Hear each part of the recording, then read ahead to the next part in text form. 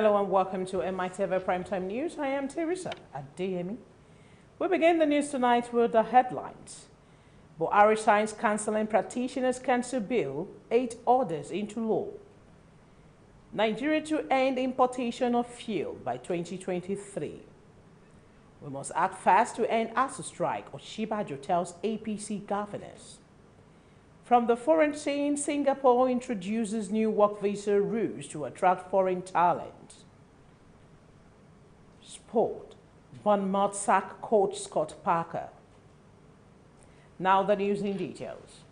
President Muhammadu Buhari has signed a bill to establish the Cancelling Practitioners Council of Nigeria into law. The president also gave assent to 8 other significant bills. A statement issued by the Senior Special Assistant to the President on National Assembly Matters, that is House of Representatives Honorable Nasir Babale-Ila, stated that the council was charged with the responsibility of advancing the study, training and practice of counseling profession, determining the standard of knowledge and skill to be attained by persons seeking to become registered members of the counseling profession, and review the standard as circumstances may require, establish and maintain, in accordance with the provisions of this Act, a register of certified members of the profession and the publication of the list of such members. Also signed into law was the Nigerian Meteorological Agency, Act 2022. Another bill signed by the President was the Pharmacy Council of Nigeria, Act 2022. President Muhammadu Buhari has said that in 6 months, Nigeria will appreciate the All Progressive Congress APC administration for giving them the freedom to vote for their choice. The president said this on Tuesday when he received members of Progressive Governors Forum, led by Chairman and Governor of Kebbi State, Abubakar Atiku Bagudu, at the State House Abuja. The president said his government will not allow Nigerians to be intimidated in the 2023 general election. Buhari stated that the government will not allow anyone to use personal resources or their influence to intimidate other Nigerians. He explained that government will not allow intimidations, materially, morally, or physically. This is the kind of leadership that can emerge and consolidate our nation.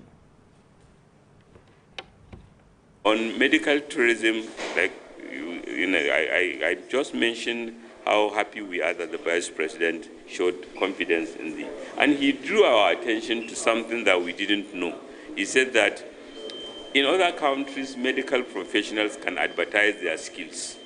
In Nigeria, there is a professional code of conduct that denies them the opportunity. So he invited us to look at that so that we can also maybe put pressure so that Nigerian medical professionals can be at par with their professionals in the world, meaning that we will know the capacity and competencies that are here locally, and I'm sure that will boost medical tourism.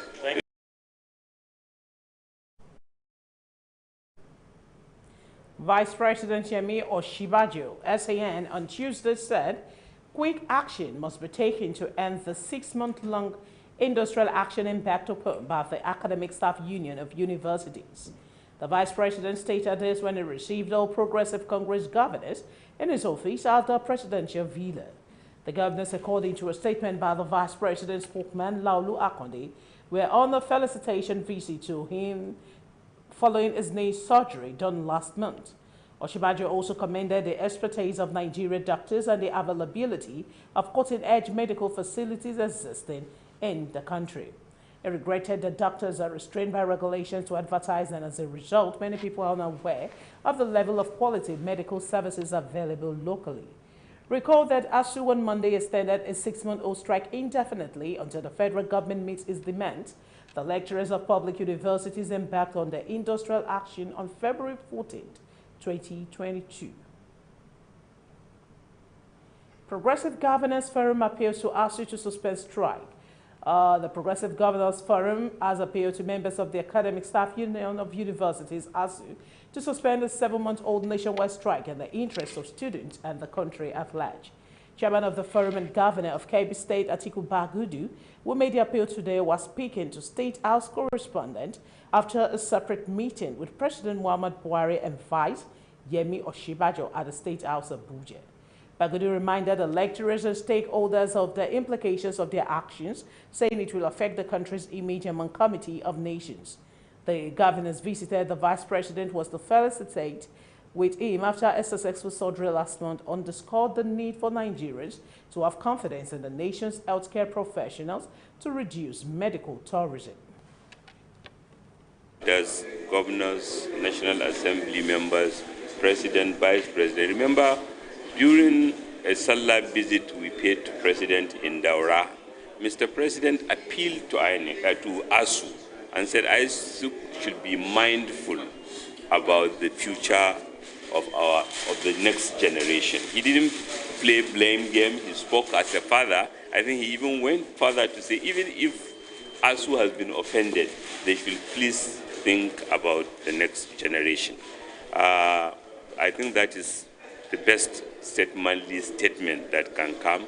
And all of us are appealing to ASU in particular, and indeed all stakeholders. Let us do what will ensure that we don't miss out. Nigeria is competing with other countries. We do not have the luxury of time, so we'll continue to urge all stakeholders to do the same.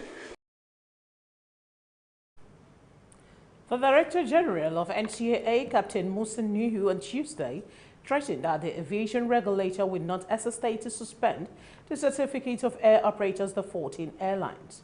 He spoke at a briefing in Lagos with members of the Airline Operators of Nigeria and ground handlers.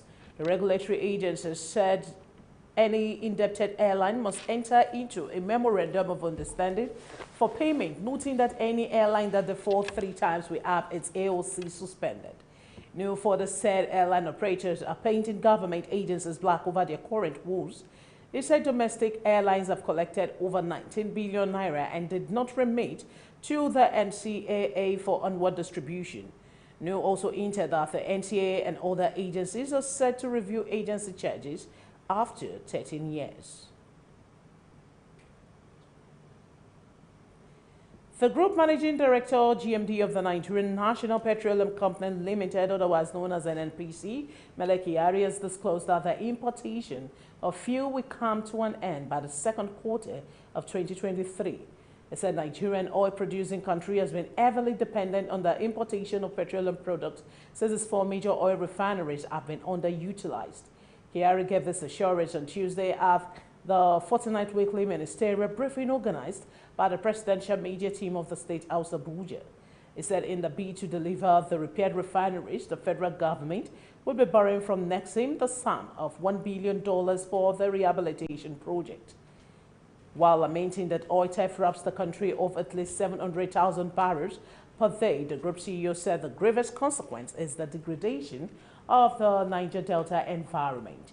It is disclosed that 122 persons have been arrested for oil theft between April and August 2022. Well, let us distinguish issues. When you say you are losing 700,000 barrels per day of crude oil, we mean it. It is opportunity lost. There is no company that will produce oil and then you lose 80% of that and continue to produce the oil. So we deliberately shut down the pipelines whenever we see these infractions getting to a limit that we cannot control, that are not possible to be managed. So that means as we speak today, we know for sure there is at least 700 lock-ins that we could have produced that we can't do because we cannot guarantee the safety of the pipeline. Of course, there are some technical issues. Needless to say that not 100% of that is due to theft. There are technical issues. We are responding to the technical issue, but majority of this is associated with reasons around crude oil theft. Now, when you say how much of it is stolen, and I've seen the statistics, it is impossible to have barges sailing 200,000 barrels per day. I agree with the Chief of Naval Staff. You need thousands of barges to do this. The Center for the Promotion of Private Enterprises admonished the government to address the issue of insecurity while the players in the manufacturing industry need to be competitive.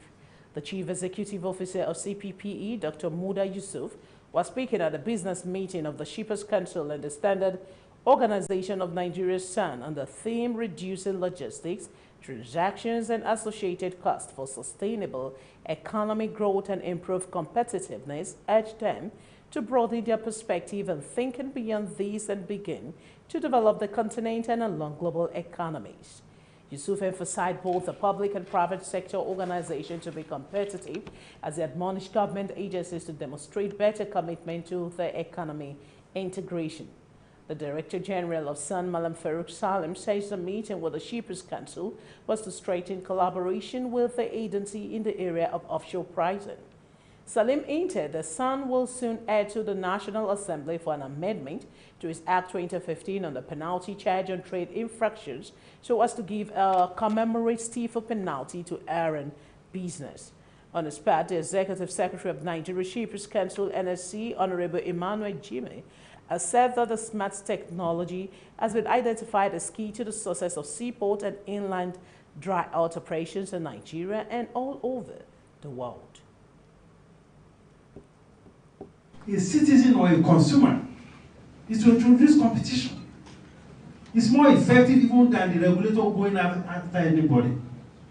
Once the competition is there, everybody will sit up. But if there is no competition, people will take advantage of their customers, of their clients, and there is very little you can do because we are dealing with monopolies. So we have to deal with issues of competition and creating a more competitive framework in the maritime sector. The penalties we charge are determined by the Act, 2015 Reviewed Act of SUN. And some of it at this moment is antiquated because the charges are not commensurate with the problems. So very soon we are going back to the National Assembly to readjust the penalties in such a way that it becomes a percentage, not a naira value. Because 2015 naira is different from 2022 naira. But apart from that, we are working very hard to charge infractions, and we try our best to make sure it hurts in such a way that the people who are doing the infraction will not do it again. That for a very long time, the process of cargo examination really has been bogged down in the manner in which we have conducted cargo examination. For too long it's been manual, which means that we're doing, in some cases, manual inspection of cargo, in a time and era where if you had scanners, it would be very, very easy for that same level of examination of cargo to be done. The House representatives has condemned the negligence displayed by the Office of the Accountant General of the Federation over some discrepancies on 2021 remittances by some government agencies. Members of the House Committee on Finance expressed this displeasure on Tuesday following the difference in figures between the Office of the Accountant General of the Federation and the Energy Commission of Nigeria, among others. Speaking at the hearing on the 2023 to 2025 medium-term expenditure framework at the National Assembly, Deputy Chairman of Committee Saidu Abdullahi blamed both agencies for encouraging gross misappropriation in MTAs. House of Representative correspondent Linda Ike reports that the Energy Commission of Nigeria appeared before the committee to brief on the agency's performance in terms of revenue generation in 2021 and 2022.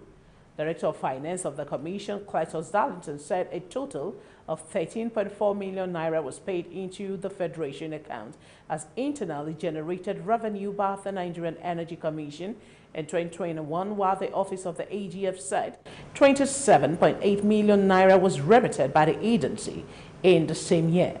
And further explanations, the AGF office said agencies of government make their remittances to CBN as the bulk money, which is very difficult to determine which agency made the remittance.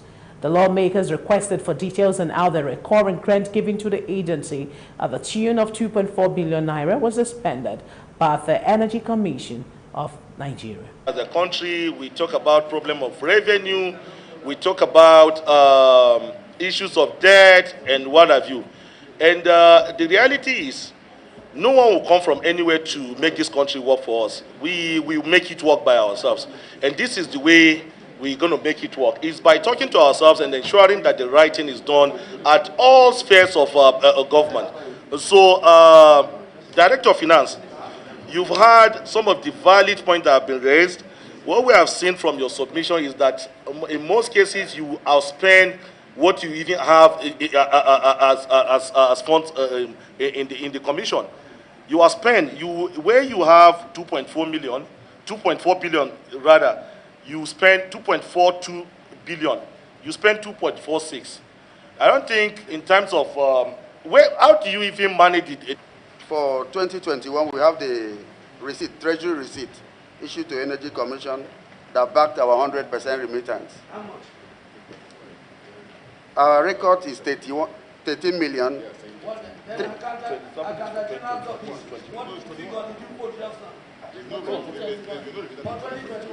The 12 million from tenders fees. We have auction. We generated 553, and then we have refunds, which is 183 million. The total is 13 million. 627,600. Well, in their records, they have 27 million. Where's our equip? Yeah, that's what I'm saying. Office of the Accountant General, what's the source of the additional inflow?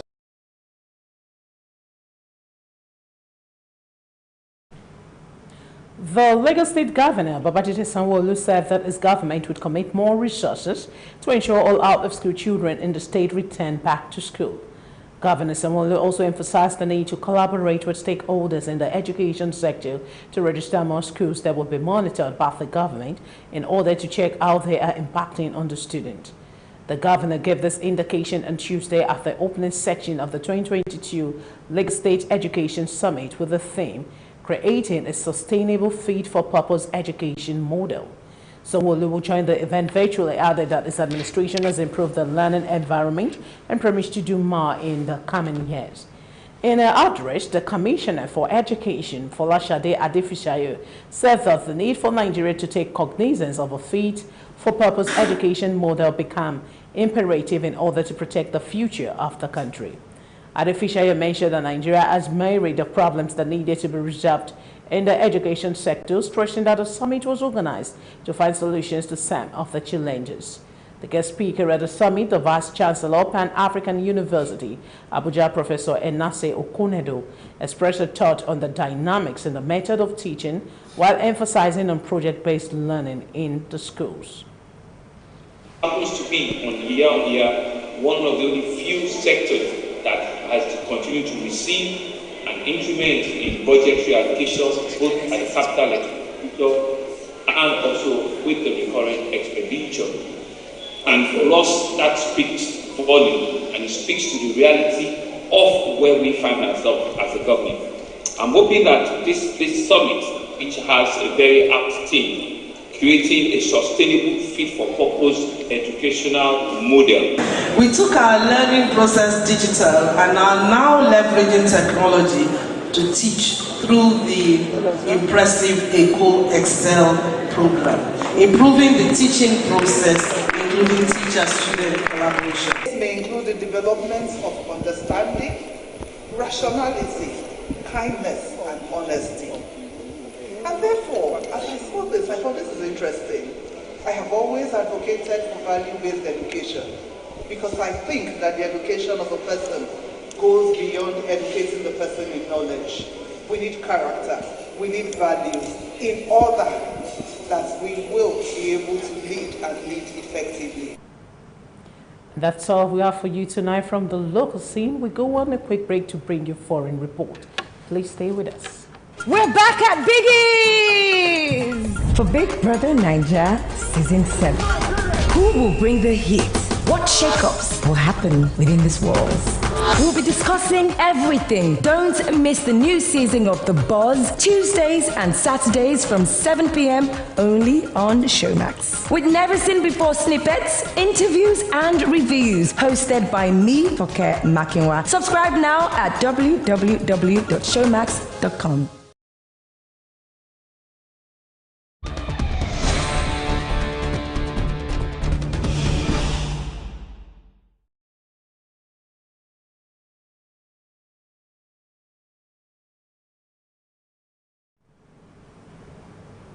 This is Mitv Primetime News. Now to foreign reports. Singapore has announced new advisories to wood talented foreigners as it gathers momentum to strengthen its recovery from COVID-19 pandemic. The Asian Financial Hub added that it will commence January next year. Report says the measures have a new 5-year visa for people earning at least $30,000 a month that permits holders to seek jobs for multiple companies at one time and grants their spouses eligibility to work. Singapore. Talk us through some of the key changes. Well, Heidi, to be sure, we're talking about the top talent. East borders during the pandemic. This led to many expatriates leaving and its population dropped for the first time in almost 2 decades. The State Manpower Minister Tansin Leng told the news conference that the country cannot leave any room for investors to doubt or have questions as to whether Singapore remains open. He added that as a country with little or no resources, talent is the only resource, and talent acquisition is an offensive strategy for Singapore. The processing time for employment passes typically granted to high-paid professionals will also be immediately reduced to 10 days. An Israeli court has sentenced the former Gaza representative of a major United States-based Christian aid agency to 12 years in prison on allegations of sending money to the Palestinian armed movement Hamas. Mohammed Al-Halabi, former head of operations at World Vision in Gaza, was sentenced by the Beersheba District Court on Tuesday, which ruled he would serve another 6 years in addition to the 6 he has already spent in prison. The court convicted Al-Halabi in June on charges of sending millions of dollars to Hamas, which gathers for besieged Gaza Strip, an accusation he and his lawyer have consistently denied. Al-Halabi's lawyer reiterated his claim of innocence following Tuesday's sentencing. On the contrary, he proved the court above any reasonable doubt that he made sure that no money will be given directly to Hamas. According to Hannah Ifalebi, a father of 5 that admitted to wrongdoings, he would have been released. And French top administrative court has given the green light for the expulsion to Moroccan imam accused of hate speech, according to Interior Minister Gerald Darmanin. Azan Ikusen will be expelled from the national territory in a great victory for the Republic. Darmanin wrote on Twitter, citing Tuesday's ruling by the Council of State. The case landed before the highest court after Paris judges blocked the imam's deportation, which the Interior Ministry ordered in late July over especially virulent anti-Semitic speech and sermons calling for women's submission to men. Ikusen 58 reaches tens of thousands of subscribers via YouTube and Facebook account from his home in northern France. He was born in France but holds Moroccan citizenship. His lawyer successfully applied to the Paris court for a block on the author, saying it would create disproportionate harm to his private and family life. And up next is sports stories. Please stay with us.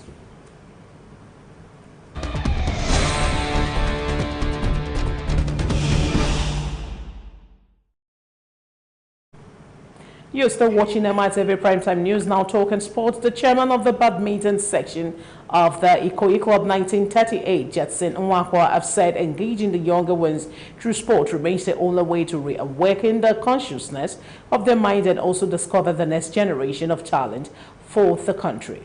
Nwakwa, who made this disclosure at the completion of a 2-week holiday badminton coaching clinic in Lagos, said with quality facilities to aid the growing process of kids through sport, Nigeria will compete favorably at any international competition.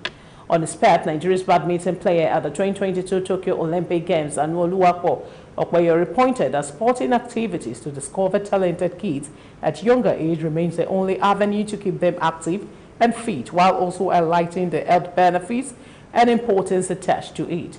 Oluwapo urged parents to give their children opportunities to discover their talent in sport at an early age, adding that academics and sport can be combined to give the younger generation a great future.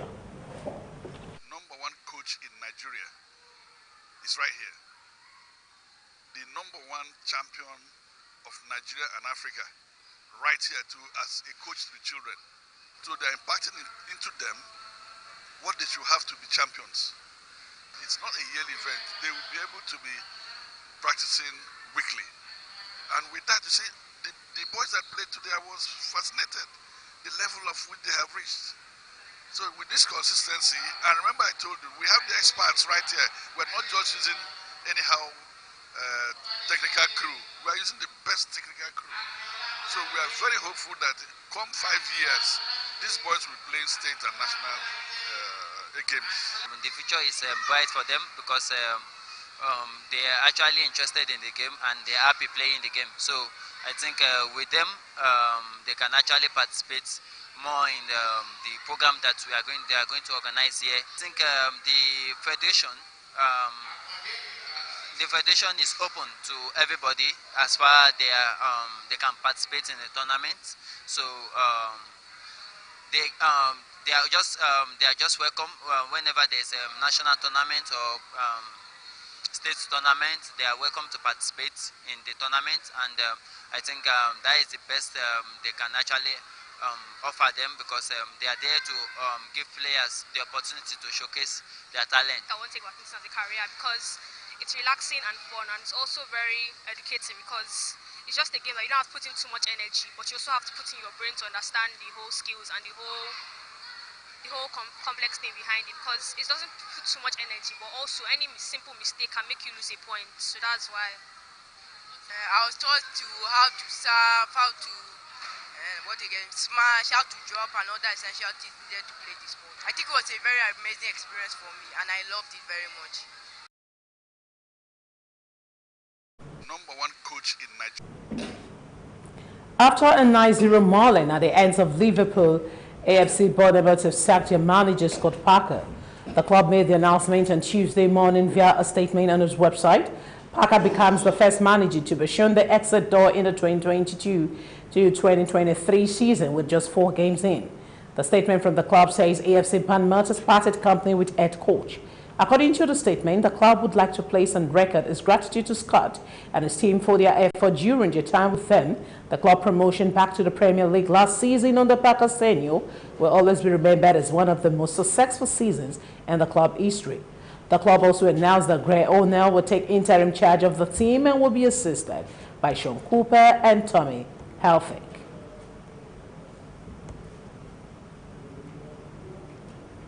Manchester United have reached an agreement in principle with Newcastle United to sign their goalkeeper Martin Dubravka on loan for £5 million, and both teams are projected to finalize deals before the close of the transfer window. Also, the Red Devils are expected to sign Ajax winger Anthony for a fee worth £85 million and slated to be unveiled on Tuesday after completing his medical. The 22-year-old Brazilian flew to Manchester on Monday with the medical successfully carried out in the evening, and reports revealed that his £85 million contract will make him the third most expensive player in the club's history after Paul Pogba and Romelu Lukaku. According to reports, personal terms have already been agreed with the player who will reunite with Erik ten Hag at Old Trafford. United have been keen to sign a goalkeeper to post stiff rivalry for David De Gea following the departure on a loan deal of Dean Anderson to Nottingham Forest and initially targeted Eintracht Frankfurt's Gavin Trapp. And just before we draw the curtain on the primetime news tonight, a quick recap of our top stories. Buhari signs cancelling practitioners council bill, 8 others into law. Nigeria to end importation of fuel by 2023. We must act east to end as a strike, Oshibajo tells. Must act fast to end as a strike, Oshibajo tells APC governors. And from the foreign scene, Singapore introduces new work visa rules to attract foreign talent. And we told you on spot that Bournemouth sacked coach Scott Parker. And that's it on the Primetime News tonight. I am Teresa Adeyemi. Do have a great night. Good night.